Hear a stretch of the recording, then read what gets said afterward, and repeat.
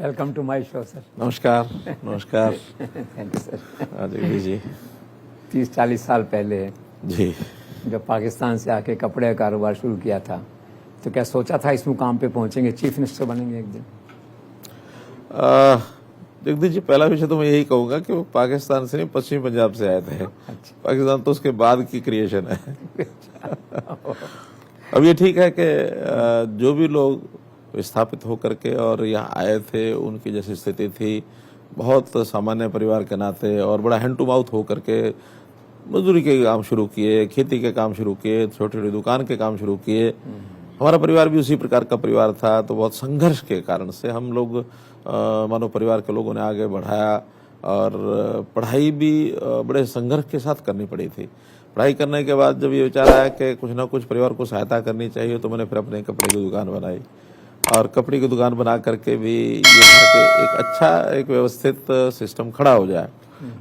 संयोग ऐसा हुआ कि 1977 में संघ के प्रवेश के कारण से, क्योंकि इमरजेंसी लगी थी 75 में, उस इमरजेंसी में संघ के बारे में हमको पहले जानकारी नहीं थी, लेकिन बाद में जब जिस प्रकार का वो घटनाक्रम हुआ उसमें से संघ की जानकारी मिली, देशभक्ति संगठन है, संघ की शाखा में जाना शुरू किया, 80 में प्रचारक निकला। तो ये सारा क्रम बहुत बड़ा एक मेरे जीवन का एक बड़ा मोड़ था। देशभक्ति की भावना, अनुशासन और ये सारे विषय मन को छुए और तब जाकर संघ के प्रचारक बनने के बाद फिर आगे संगठन की योजना से जो संगठन ने कहा वैसे मैं करता चला गया। और आज मुझे उन्होंने कहा कि आपको राजनीतिक क्षेत्र में जाकर के ये दायित्व निभाना, तो मैं निभा रहा हूँ। तो संघ से सक्रिय राजनीति में कब आए? पहला चुनाव ये कब लड़ा? 1994 में। 1994 तक मैं संघ के ही प्रचार के नाते शाखा का प्रत्यक्ष काम देखता था। 94 में मुझे कहा गया कि हरियाणा भारतीय जनता पार्टी के संगठन मंत्री के नाते दायित्व देखना है। 2002 तक मैं संगठन मंत्री रहा। 2002 के बाद फिर मैंने मतलब अन्य पूरे देश भर में कुछ काम दायित्व मुझे ऐसे मिले, तो उस नाते से अन्य ने काम करता रहा। 2013 में फिर हरियाणा में लोकसभा का जो चुनाव था 14 में होने वाला था, उसके चुनाव जो समिति थी, चुनाव आयोजन समिति, उस आयोजन समिति का जो मैं चेयरमैन बना और फिर 14 में लोकसभा में हमने अच्छा चुनाव लड़ा। 10 में से 8 सीटें भारतीय जनता पार्टी की आई और 14 में ही फिर मुझे कहा गया कि अब आपको विधानसभा चुनाव लड़ना है। हालांकि मैंने कोई भी विचार किया नहीं था कि कौन सी सीट से मैं लड़ सकूंगा, फिर भी अपने मित्रों से, बाकी सब जो हमारे समर्थक थे, शुभचिंतक थे, उन्होंने मुझे कहा कि ये कुछ सीटें हो सकती हैं। और राष्ट्रीय अध्यक्ष अमित शाह जी ने कहा कि करनाल से चुनाव लड़ना है, तो हमने कहा ठीक है, चुनाव से लड़ेंगे। चुनाव लड़े। फिर उन्होंने एक योजना बनाई कि वहाँ मुख्यमंत्री के नाते से मनोहर लाल एक चेहरा हो सकता है। हालांकि बहुत लोग थे, लेकिन हमारा तो कहना यह था कि जो संगठन तय करेगा वो हम करेंगे। संगठन ने तय किया, मुख्यमंत्री बन गए, जनता की सेवा कर रहे लगातार। अमित शाह से पहली मीटिंग कब हुई, कब मिलना हुआ? वो तो 2013 के समय मिलना जुलना हुआ था। लोकसभा के चुनाव के समय भी वो हमारा मार्गदर्शन करते थे। फिर विधानसभा के चुनाव में जब ये प्रत्यक्ष सारा विषय आया तो उसके बाद तो लगातार ही मिलना जुलना था। तो हाउ यू रेट में स्ट्रेटेजिस्ट हैं जिस तरह से संघर्ष? बहुत अच्छा। एक जैसे एक लोकप्रिय नेता के नाते सब चीज़ों को साथ लेकर के चलने वाले नरेंद्र मोदी अपने देश के नेता हैं, वैसे स्ट्रेटेजी के नाते हर चुनाव की स्ट्रेटेजी, संगठन का जो एक विस्तार का काम जो अमित शाह जी ने किया है, एक अभूतपूर्व उनका योगदान है। तो आमतौर पे कहते हैं कि आप नरेंद्र मोदी की खोज हैं उस तरह से एज चीफ मिनिस्टर, तो नरेंद्र भाई से पहले मिलना कब हुआ? पहले नरेंद्र भाई से जब हरियाणा के काम उन्होंने संभाला था 1996 में, जब मैं हरियाणा का काम देख रहा था, उनके पास उत्तर भारत के सारे प्रांत थे, जिसमें हरियाणा था, पंजाब था, हिमाचल, जम्मू कश्मीर, चंडीगढ़, तो ये सारे प्रांतों का जो वो काम देख रहे थे। मेरा पहला परिचय वैसे तो 1991 में जब वो यात्रा पर आए थे, तिरंगा यात्रा जो लेकर के यानी शुरू किया था, तब मैं प्रचारक था हिसार विभाग में। तो लोहारू में जब एंटर हुई यात्रा हरियाणा में, उस समय पहला उनका मेरा परिचय हुआ था, लेकिन वो एक दिन का परिचय था, कोई बड़ा विषय नहीं था। फिर 1996 में जब प्रत्यक्ष हरियाणा के एक प्रकार से संगठन का काम देखने के लिए इंचार्ज बने, तो फिर लगातार उनके साथ संपर्क रहा मेरा। मैंने पढ़ा कहीं कि बहुत दोस्ती थी। एक व्यक्ति तो कर्मयोगी से बन गया प्रधानमंत्री, दूसरा कर्मयोगी से बन गया मुख्यमंत्री। तो सुना स्कूटर के साथ साथ जाते थे, प्रचार करते थे। वो तो जो भी कभी साथ रहना होता था, क्योंकि मेरे पास हरियाणा का काम था, उनके पास उत्तर भारत के चारों प्रांतों का काम था, तो उस काम के नाते से हमारा बहुत अच्छा संयोग से उनका केंद्र पंचकुला में रहा। मेरा केंद्र भी 3 साल पार्टी के नाते से पंचकुला ही रहा। तो स्वाभाविक है मिलना जुलना और संगठन काम करना, तो नाते तो बहुत संबंध हमारे रहे। खाना वाना बनाते थे साथ। उनका भी शौक था। क्या है कि जब रोहतक कार्यालय में थे तो वो रसोई में सीधे चले जाते थे। एक वहाँ दीपक हमारा जो ऑफिस बॉय लड़का, वो उसको कहते थे क्या बनाया, खिचड़ी ये बनाया कि खिचड़ी। तो खिचड़ी बनाने का भी शौक था उनको, खिचड़ी बनाते थे और अच्छी बढ़िया। राजस्थान जो गुजरात में जिस प्रकार का एक खिचड़ी बनाने का क्रम हमने देखा है बाद में भी, अच्छी बढ़िया और टेस्टी होती थी, तो वो अपने हाथ से भी बना लेते थे। तो बाद में एक पब्लिक सभा में भी जब वो 2014 में निकले तो जिक्र किया उन्होंने दीपक का बकायदा। हाँ, तो वो जज्जर की रैली थी, मुझे ध्यान में है, तो मैंने कहा कि वो दीपक लड़का आपको याद है कि हाँ कहाँ है, मैंने कहा नीचे खड़ा, बुलाओ। तो मंच पर ही उन्होंने गले लगाया। बहुत अभूतपूर्व दृश्य था कि एक यानी रसोई में काम करने वाला बालक उसको प्रधानमंत्री लेवल का जो एक व्यक्ति और उसको अपने गले लगाता है, तो एक बहुत ऐसा जीवन तो उनकी खासियत है, भूलते ही नहीं है नयन भाई अपने लोगों को। ऐसे शिमला गए थे तो वहाँ एक शशिकांत शर्मा है, वो दूसरे पत्रकार हैं, वहाँ गए तो जाके कहा कि माल रोड पे कॉफी शॉप है, पत्रकारों के साथ में बैठता था। तो ये बहुत उनका जो 1-to-1 कनेक्ट है, इसको आप कैसे देखते हैं, मतलब कैसे याद है? बहुत अच्छा, व्यक्तिगत चिंता बहुत करते हैं। जब मुझे कोविड हुआ, तो कोविड जिस दिन हुआ तो उनको जानकारी, अब मुझे ध्यान नहीं है कि मैंने स्वयं दी या किसने दी, लेकिन जैसे वार्तालाप हुआ उनका कि तुरंत जो डॉक्टर हैं, अच्छे से जो डॉक्टर, उनसे बात करो। और डॉक्टर गुलेरिया को उन्होंने कह दिया, कहीं डॉक्टर गुलेरिया का फोन आ गया कि हमारे चीफ मिनिस्टर को कोविड हो गया। मैंने कहा जी हुआ है, लेकिन आपको कि मुझे प्रधानमंत्री का फोन आया। तो इतनी चिंता वो करते थे और हर दिन पूछना, बाद में लगातार कि इसके जो दुष्परिणाम होते हैं बहुत होते हैं, तो उसको कैसे ध्यान रखना, सावधानी बरतनी है। तो उन्होंने मुझे सबसे पहले कहा कि आपका जो वेट है वो ज़्यादा है, उसको कम करो। मेरा वास्तव में 93 था मेरा वेट, और मैंने फिर उसी समय इन सब बातों पर ध्यान करना शुरू किया। आज हालांकि मेरा टारगेट तो था 80 पहुंच जाऊं, लेकिन अभी भी 86-87 इसकी घेर में रहता हूँ। इतना केयर करते हैं, पर्सनल टच जो कहते हैं। अच्छा ये बताइए कि जाटलैंड कहा जाता है Haryana, non Jat chief minister इतना सक्सेसफुल, 8 साल हो गए, 5 साल और की तैयारी हो रही है, ये कैसे सक्सेस संभव कैसे हुआ जाटलैंड में नॉन जाट? देखिए, हमारे यहाँ देश की राजनीति में ये जातिवाद शुरू में कांग्रेस के समय खास करके बहुत हावी हो गया, और हरियाणा में नहीं, मैं जहाँ तक देखता हूँ और प्रदेशों में भी ये जातिवाद का जो सिलसिला है राजनीति में घुसता चला गया, होता चला गया। जो प्रभावी जातियाँ थी उन्होंने सामान्य व्यक्तियों को, सामान्य जातियों से संबंध रखने वाले व्यक्तियों को आगे आने नहीं दिया। 1 या 2 जातियों के इर्द गिर्द सारी चीज़ें घूमती रहती थी। लेकिन प्रधानमंत्री जी को मैं इस बात का श्रेय देता हूं कि उन्होंने देश के समाज को, खास करके जो जिसकी कुछ ज़रूरत है, नीडफुल सोसाइटी जो है, उसके लिए जो काम करने शुरू किए और जातिवाद से ऊपर उठ करके जब काम किए, उसमें से आम जनता, साधारण जनता बड़ी प्रभावित हुई। और प्रभावित हुई तो जो खास करके जो प्रभावी जातियों का एक अपनी राजनीति को, जिसको है ना प्रभाव पूर्वक दबा के रखने की चीज़ें होती थी, उससे जागृति मिली लोगों को कि नहीं, हमें अपना जो कोई ऐसा मुखिया चाहिए, कोई अपना चीफ मिनिस्टर चाहिए। चलो पहली बार तो मेरा नहीं पता था कि मैं चीफ मिनिस्टर बनूंगा, लेकिन अल्टीमेटली दूसरी बार तो लोगों को पता ही था। तो दूसरी बार भी हरियाणा में हमारा वोट परसेंटेज बढ़ा, यानी पहले हम 34% पर थे, तो दूसरी बार हमको 37% वोट मिला। सीटें कम हुई अलग बात है, लेकिन हरियाणा की जनता लगातार उस विषय को आगे बढ़ाती रही, तो आज भी हमको प्यार पूरा मिलता है। हम भी कोई परवाह नहीं करते किसी बात की जातिगत तरीके से हमने किसी को लाभ पहुंचाना है या दूर करना है, चाहे वो जाट हो, चाहे नॉन जाट हो, चाहे वो पंजाबी हो, चाहे बढ़िया हो, चाहे वो ब्राह्मण हो, चाहे वो बैकवर्ड क्लास हो, चाहे कोई भी जाति हो। शेड्यूल कास्ट भी आज हमारे पास बहुत अच्छे अच्छे लोग जो साथ जुड़ करके आए हैं।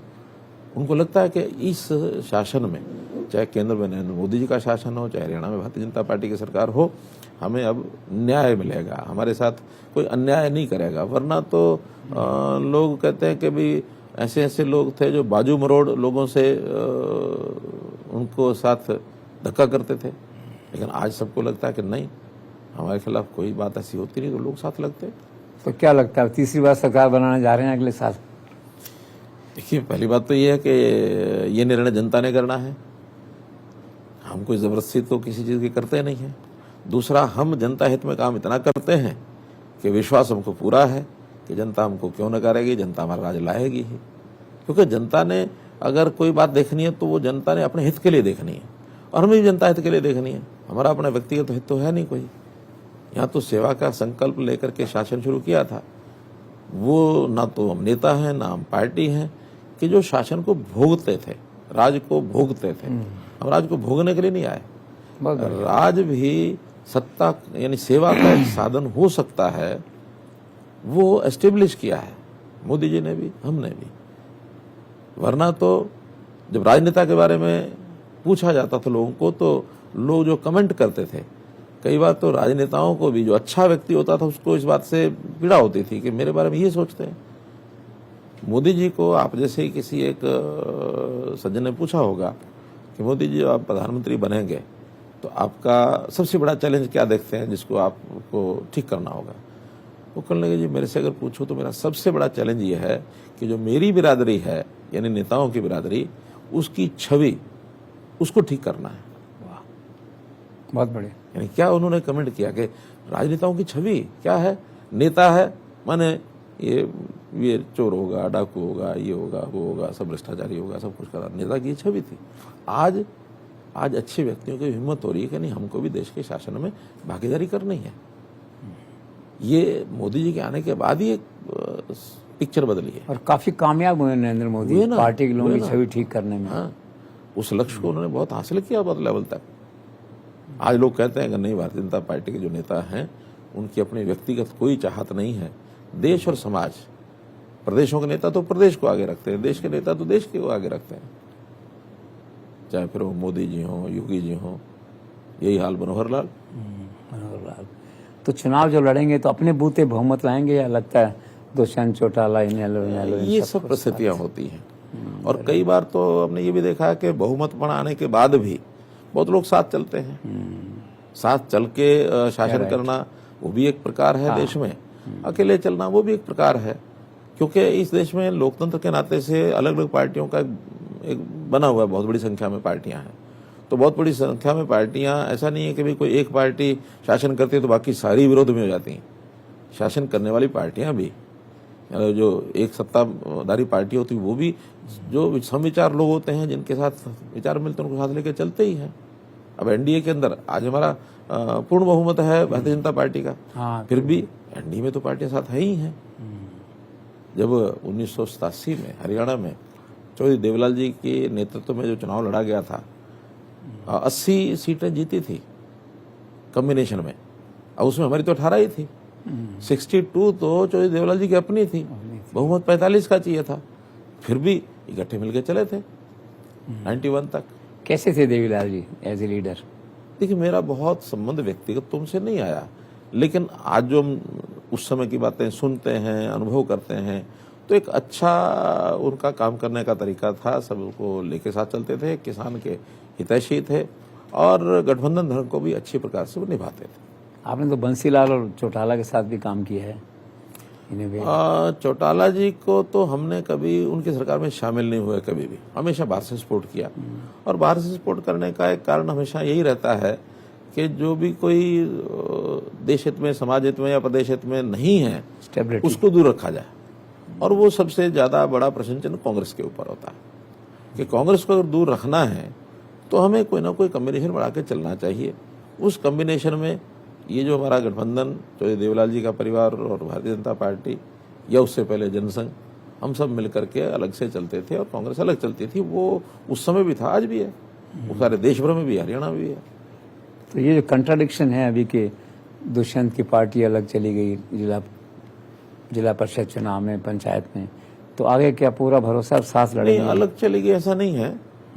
इतना ही था कि हमने इस बार जिला परिषद के चुनाव या पंचायतों के चुनाव उसमें जिला इकाइयों के ऊपर छोड़ा था। Non political level, non party level पे लड़ा, जिला इकाइयों पर छोड़ा था। ऐसा नहीं कि पार्टी लेवल पर नहीं लड़े, पार्टी लेवल पर भारतीय जनता पार्टी भी लड़ी, पार्टी लेवल पर जेजेपी भी लड़ी, लेकिन निर्णय करने का काम हमने जिला के जो हमारी टीमें थी उनको दे दिया। अभी आप जहाँ के समझौता कर सकते हो कर लो, नहीं कर सकते हो आमने सामने लड़ो, कोई दिक्कत नहीं है। लेकिन लड़ने के बाद भी जब ये विषय आया कि हमको चेयरमैन बनाने हैं, तो बहुत जगह हमने समझौते में मिलकर के चेयरमैन बनाए हैं। कहीं हमारा चेयरमैन उनका वाइस चेयरमैन है, कहीं उनका चेयरमैन हमारा वाइस चेयरमैन है। कुल मिलाकर के 17 और 3 20 जगह पर दोनों दलों के और चेयरमैन है। 17 भारतीय जनता पार्टी के, 3 उनके हैं, फिर तो ठीक, 20 हैं। 2 ही ऐसे हैं, एक में इनेलो उन्होंने अपना चेयरमैन बनाया, एक पर कांग्रेस ने बनाया, तो सिर्फ 2 बाहर है, बाकी तो गठबंधन के साथ 20 चेयरमैन हमारे हैं। तो कोई मेजर थ्रेट नहीं है। कांग्रेस की बात करते हैं तो ये राहुल गांधी की यात्रा का कोई इम्पैक्ट है हरियाणा में लगा? हरियाणा में कोई इम्पैक्ट नहीं है। रूटीन में जैसे किसी एक नेता के लिए लोग आते हैं, कुछ तो देखने वाले आते हैं। हाँ, उनके कार्यकर्ता तो वही हैं, वो कार्यकर्ता साथ हुए तो कोई 10-20 हजार लोग कहीं किसी एक मूवमेंट में चलते हैं तो वो कोई बड़ा थ्रेट नहीं है हमारे। तो हुडा फैक्टर से कोई थ्रेट इस बार? नहीं, कोई थ्रेट नहीं है। और ये तो अपने बोझ के नीचे ही दब जाएंगे। इनका जिस प्रकार का सारा सिलसिला चल रहा है, कोई इम्पैक्ट नहीं है। आप पार्टी का कोई चांस आने का? कोई नहीं, कोई नहीं है। कोई चांस नहीं। वो मुस्लिम पार्टी ओवैसी की है, उसका कोई चांस ऐसा लगता नहीं, है? यहाँ तो उसका कोई प्रभाव नहीं है।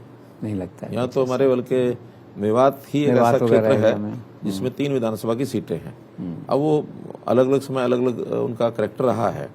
जब हम पहली बार सरकार में थे उस समय वो तीनों सीटें इनेलो ग्रुप के साथ थी। एक इंडिपेंडेंट थे, 2 इनेलो के थे। उसके बाद तीनों ही कांग्रेस के पास आ गई। अभी इस बात स्थिति है कि वहां का जिला परिषद का चेयरमैन वो बीजेपी का बन गया। पहली बार मेवात में ये सक्सेस हमको मिली है कि जिला परिषद का चेयरमैन वहां के जो पार्षद है वो भारतीय जनता पार्टी के साथ जुड़ गए आके। 17 पार्षद हमारे साथ हैं जिला परिषद के। आपके साथ हैं। अभी पंजाब में आपने देखा खालिस्तान मूवमेंट जरा फिर से सिर उठा रहा है, ये गंभीर है क्या? आपको लगता है राष्ट्रपति शासन की ओर बहुत बढ़ गंभीर रहा है। स्टेट? वास्तव में ये गंभीरता की ओर सबको ध्यान देना चाहिए। और हरियाणा तो सतर्क ही है, केंद्र सरकार भी अपने आप में पूरा सतर्कता बरते हुई है। और वहाँ पंजाब में भी लोगों को जरूर सोचना चाहिए। पंजाब में मुझे लगता है कि एक बड़ी असमंजस की स्थिति बनी हुई है। असमंजस यानी कांग्रेस भी वहाँ पीछे हट गई, अकाली दल को भी लोगों ने पसंद नहीं किया। भारतीय जनता पार्टी का उतना बेस उस समय पहले था नहीं जब ये पिछले चुनाव हुए। तो अचानक से जैसे होता ना कि लोगों को कुछ बदल चाहिए तो कुछ ना कुछ आगे चाहिए, तो उन्होंने आम आदमी पार्टी को बना दिया।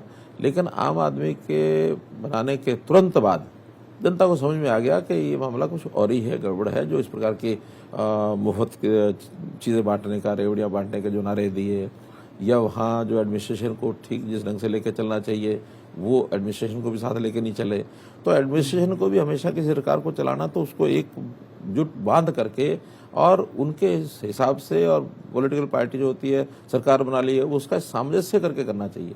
कभी भी हम ब्यूरोक्रेसी या प्रशासन के विरोध में जा करके और कुछ चीज़ नहीं कर सकते हैं। उन्होंने उनका भी दूरी आपस में बनी है, लेकिन कोई स्पष्ट दिशा नहीं है।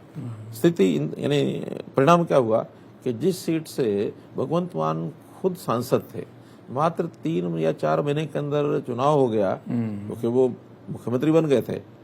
तो स्वाभाविक वहाँ सीट खाली करनी थी, वो सीट खाली हुई और उसके बाद वो सीट हार गए। आम आदमी पार्टी मान जीत नहीं पाई, शायद सिमरनजीत सिंह मान वो जीते। तो ये बड़ी एक जनता के अंदर किस प्रकार की एक स्थिति बन गई तुरंत 3-4 महीने में। कुछ लोगों का कहना है कि पंजाब ऐसे ही चलता रहा तो फिर राष्ट्रपति शासन की ओर आगे बढ़ रहा है। देखिए, इस विषय पर मैं कमेंट इसलिए नहीं करूंगा कि केंद्र सरकार, केंद्रीय जो हमारा गृह मंत्रालय वो उन चीजों पर पूरे पर ध्यान रखी हुई है। लेकिन चीज बहुत चिंताजनक है। और चिंताजनक विषय पर कैसे काबू किया जाए, कैसे कंट्रोल किया जाए। अगर तो प्रदेश सरकार उसमें मनोबल अपना दिखाएगी और दृढ़ शक्ति दिखा के कंट्रोल करना चाहेगी तो निश्चित रूप से केंद्र सरकार भी उनको सहायता करेगी, क्योंकि ये विषय पार्टियों का नहीं है। ये विषय प्रदेश के अंदर शांति स्थापित करने का है। और अगर प्रदेश सरकार विफल होती है तो फिर केंद्र सरकार सोचेगी। आपके चारों तरफ जो है दूसरी पार्टियों की सरकार है, दिल्ली है, पंजाब है, आसपास ये सारा जो है, तो इनसे कोई आपको कोई डिफिकल्टी है, इनके साथ तालमेल में कोई?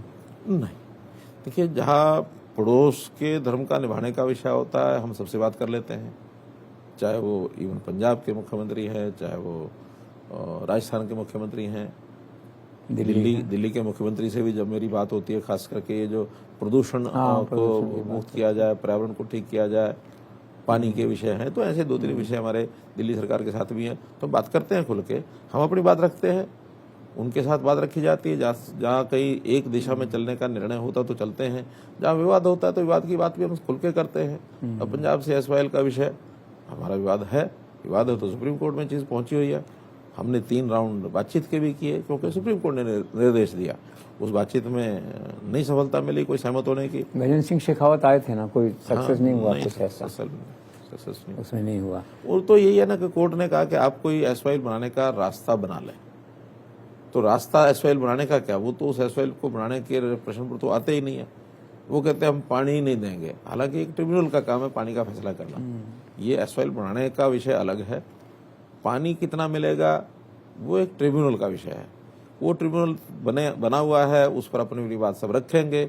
जो पिछला समझौता है उसको लागू करना, उसमें कम ज्यादा करना, ये उनका काम है। वो आवश्यकता के हिसाब से भी करते हैं, पानी की अवेलेबिलिटी के हिसाब से भी करते हैं। तो आज आवश्यकता तो बढ़ती जा रही है। इवन दिल्ली की आवश्यकता पीने के पानी की लगातार बढ़ रही है, और वो हमारे ऊपर प्रेशर आता है हरियाणा पर। हम उसमें भी कहते हैं कि भी केवल हरियाणा की अपनी भी आबादी, गुड़गांव की, फरीदाबाद की, सोनीपत की बढ़ रही है, तो एनसीआर में पानी की खपत पीने की बढ़ रही है। हमारे पास पानी जितना आता है वो सीमित स्रोत है, बल्कि देखा जाए तो हरियाणा का अपना स्रोत तो कोई है ही नहीं। अगर यमुना है तो भी उत्तर प्रदेश के साथ हमारा बंटवारा होता है, उसमें दिल्ली का हिस्सा है। ऐसे ही बाकी सब पंजाब के अंदर नदियां चलती हैं, हरियाणा में तो एक भी नदी नहीं आती है। हमको तो सबसे समझौता करके उसमें जो पानी लेना है वही लेना है। अब 8 साल हो गए आपको, इतना अच्छा आपने किया, क्या मेजर अचीवमेंट आप मानते हैं इस 8 साल का डेवलपमेंट फ्रंट पे? जैसे देखिए, पहली बात तो ये है कि हम जो भी सरकार के काम है प्रदेश सरकार के, उसमें से किसी काम को अछूता नहीं छोड़ते हैं। वरना तो सरकारें क्या होती हैं, कुछ चीजों में तो आगे निकल जाते हैं और कुछ चीजों में बहुत पीछे छोड़ देते हैं।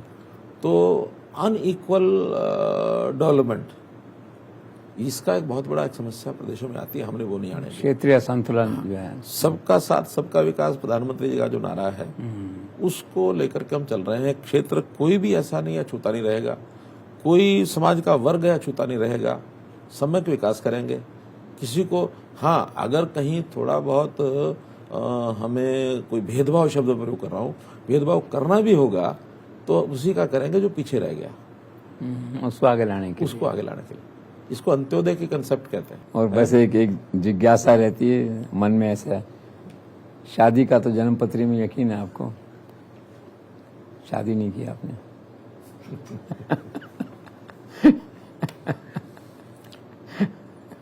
हिंदू फिलॉसफी में पुनर्जन्म में विश्वास है हमारा। और जन्म पत्री जन्म पत्री इसमें होता है। नहीं, लेकिन आपने क्यों नहीं की, ये नहीं बताएगा। जन्म पत्री, मैं बड़ा इंटरेस्टिंग वाकया सुनाता हूँ। 45 साल पहले जब मैं कलेक्टर, डिप्टी कलेक्टर बना, तो मेरी माँ ने, पंजाबी परिवारों में होता है भी, शादियाँ होती हैं तो बेटा माँ के साथ जाता है। तो बठिंडा में शादी हुई तो मैं माँ के साथ गया। मैं जो है एक रिवाज था, आगे तो बच्चे जाते नहीं है, चला गया। वहाँ एक लेडी ज्योतिष थी, घूमती फिर रही थी। तो माँ ने भी हाथ दिखाया कि मेरे बेटे की शादी कब होगी। भाई माँ का तो ये ना, तो उसने पलटा वल्टा कहा, सॉरी बहन जी, इसके हाथ में शादी की लाइन नहीं है। ठीक है सर। मेरी माँ ने हाथ छोड़ा के, पागल है ये, चलो मेरे लड़के के लिए क्या कमी है लड़कियों की, मेरा लड़का डिप्टी कलेक्टर लगा हुआ है। माँ का सम्मान है, पर औरत सही निकली कि जन्म पत्री में लाइन नहीं थी। मैंने ऐसे कहा कि जन्म पत्री की लाइन की बात है ना। Anyhow, thank you so much, बहुत बहुत धन्यवाद, बहुत अच्छा लगा आपसे।